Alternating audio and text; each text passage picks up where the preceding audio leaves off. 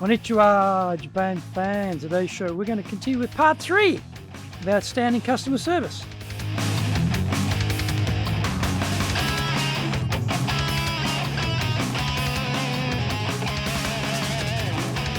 Eigo desu. それでは行きましょう. So let's get going.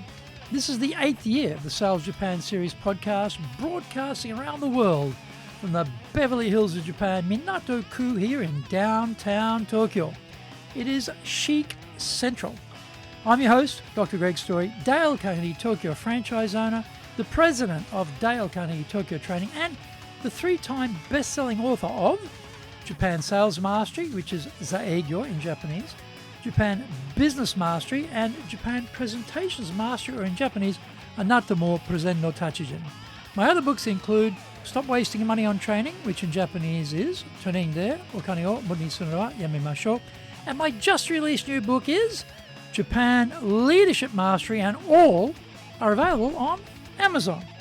In this podcast, I want to help you to survive and even better, thrive in business. I want you to 1, sell more and do it more easily. 2, exceed your targets. In fact, let's blow up your targets. Number 3, make some serious money. Don't forget to subscribe and share this podcast with your family, friends, and colleagues. We're not being sponsored by Libsyn, but we value your privacy, which is why we have our podcast hosted by Libsyn. Unlike many other hosting organizations, Libsyn have a strict policy that does not allow access to your private information by anyone. Here is our daily podcast lineup on Apple Podcasts. Mondays, the Cutting Edge Japan Business Show podcast. Tuesday, the Presentations Japan series. And every second Tuesday, the Business Tachijin no Oshie Show. Wednesdays, the Sales Japan series. Thursdays, the Leadership Japan series. And every second Thursday, the Business Pro Podcast Show. Fridays, the Japan Business Mastery Show podcast. Saturdays, Japan's top business interviews. Now, this is episode number 400. Today we're doing part 3 of the elements of outstanding customer service in Japan.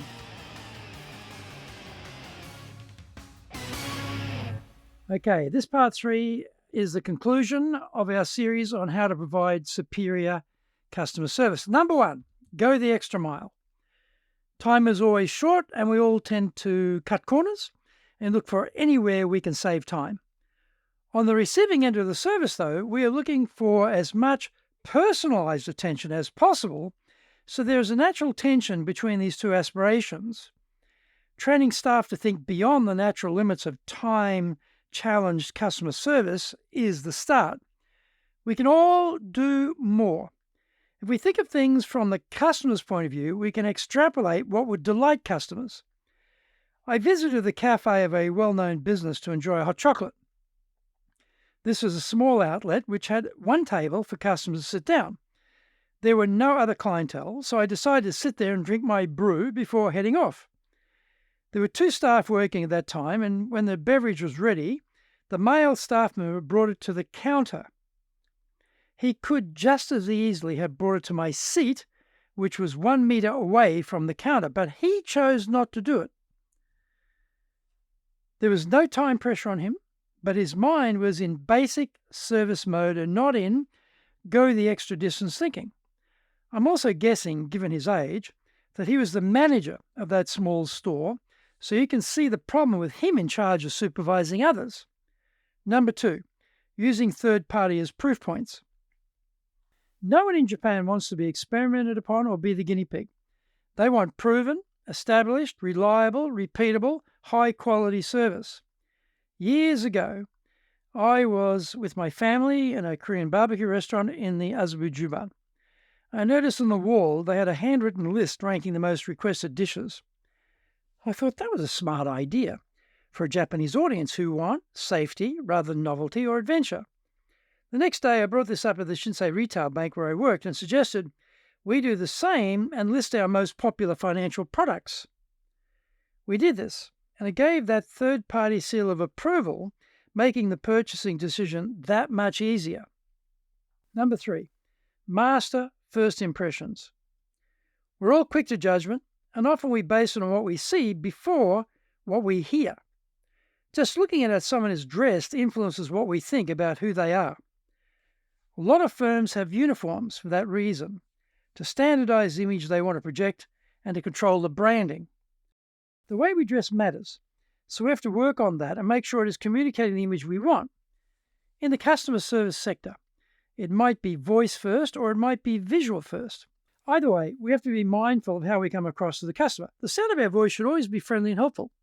I had some lower back issues recently and went to a clinic which specializes in that area. The first doctor I met welcomed me, looked at me, gave me his name, and listed my problems. I had to go back again after a week, and this time, because of the day of the week, I got a different doctor. Same clinic, but this guy was well overweight, slumped down in his chair, staring at his computer screen. He didn't offer his name, look at me, or seem happy to see me and my money. We are facing a major population decline here in Japan. So these doctors really need to hang on to their patients, and the competition is only going to get more intense. Same firm and two entirely different impressions. Getting consistency is a matter of awareness and training. Number 4, cross and upsell. Selling should always be with the best interest of the customer. We need to have that in mind rather than ramming more sales down the gullets of the buyers or selling them the stuff they don't need. Cross-selling is there to open up options for the customer to give them more of what they need. Upselling is to upgrade the quality of what the client has already bought to give them a better experience. Both have to be done in the customer's interest, and the customer has to feel that is the case. I used to go to a dentist in Azabudai, but I never felt my interests were uppermost in his mind. I always felt he was seeing me sitting there in his dentist chair, visualizing his new Tuscan villa, paid for by the additional dental work he was always suggesting to me. I stopped going to him because I didn't feel he was trustworthy. There is a massive oversupply of dentists in Tokyo, and there are plenty of choices. So his greed was a very short-sighted measure. Find out more. We come back from the break.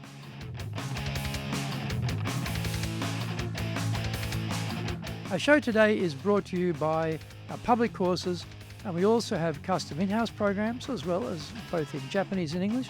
We do classes in our super safe classroom and we do them live online.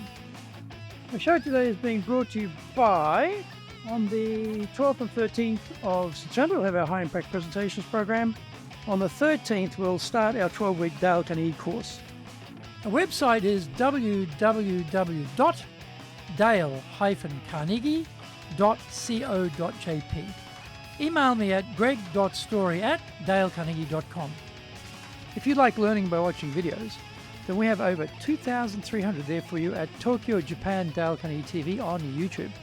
We release 3 shows every week on YouTube. The Cutting Edge Japan Business Show, that's the premier business show in Japan, every Monday, Tokyo time. Fridays, we have the Japan Business Mastery Show, and on Saturdays, we release Japan's top business interviews, where I interview leaders from SMEs right up to the corporate captains of industry on one topic, leading in Japan. Now, every second Thursday, we release the Business Pro Television Show. Don't forget to grab my business best-selling books on Japan on Amazon. Japan Sales Mastery, which is Saegyo in Japanese, Japan Business Mastery, and Japan Presentations Mastery, or in Japanese, Anata mo Presen no Tachijin. My other books include Stop Wasting Money on Training, which in Japanese is Training de Okane o Muri ni suru no wa yamemashou, and my just released new book is Japan Leadership Mastery, and all are available on Amazon. Welcome back. Number 5, able to deal with different personality types.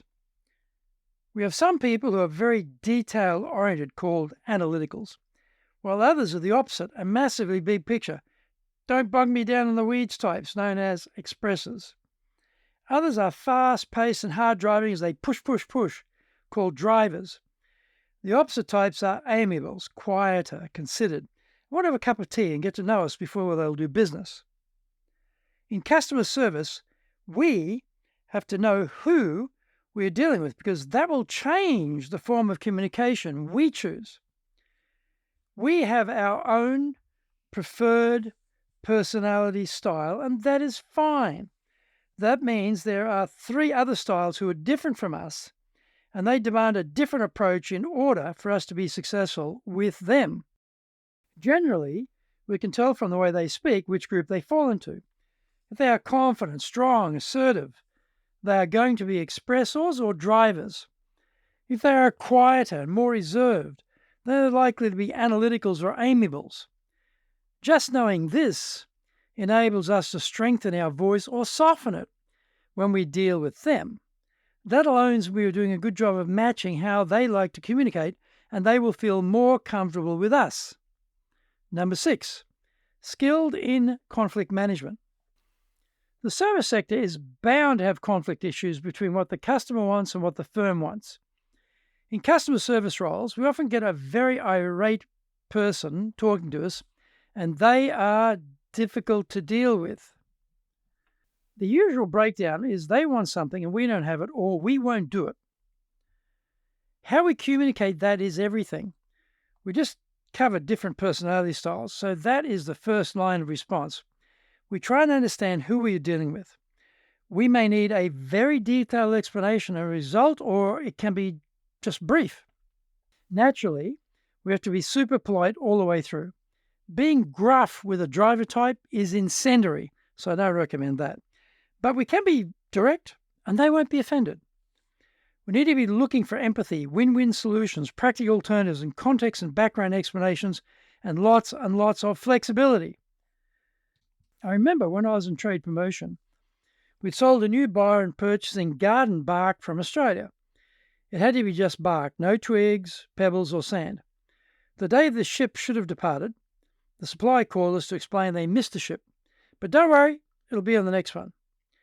When we relayed that vital piece of information to the Japanese buyer, I could hear the anger coming out of the phone being held by my staff member seated 3 meters away. It was so intense, such red-hot rage. He had promised his customers bark, and now he couldn't supply it. So we were burning his business by not living up to our side of the bargain. That was the end of that business on the spot and no more orders.